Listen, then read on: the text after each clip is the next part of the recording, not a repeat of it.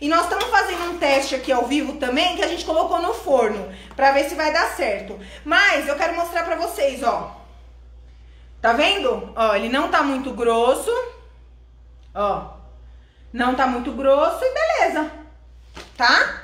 E aí aqui ele vai ficar por 4 horas no mínimo pra poder secar bem e eu poder pegar ele. Nina, quando que eu sei que ele tá bem seco e que ele tá pronto? Quando você pega ele aqui, ó, e ele solta todinho, tá vendo? Ó, quer dizer que ele tá seco. Ele fica maleável, mas ele solta todinho.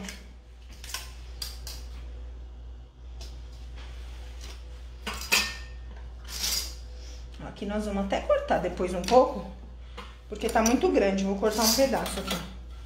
Vou cortar agora. Isso bem, aqui tá duro. Pronto. Esse já tá duro.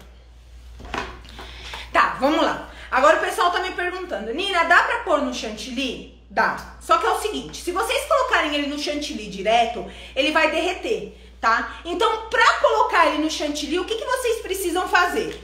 Vim com uma camada de chocolate fracionado, tá? Eu faria aqui chocolate vermelho mesmo, fracionado. Então aqui o que vocês têm que fazer? Vocês têm que pegar uma camada de chocolate fracionado, passa uma camada bem fininha, e aí isso a hora que já estiver seco, depois das 4 horas que já estiver descansado. E aí vocês vêm e vão abraçar o bolo, tá? Isso para colocar no chantilly.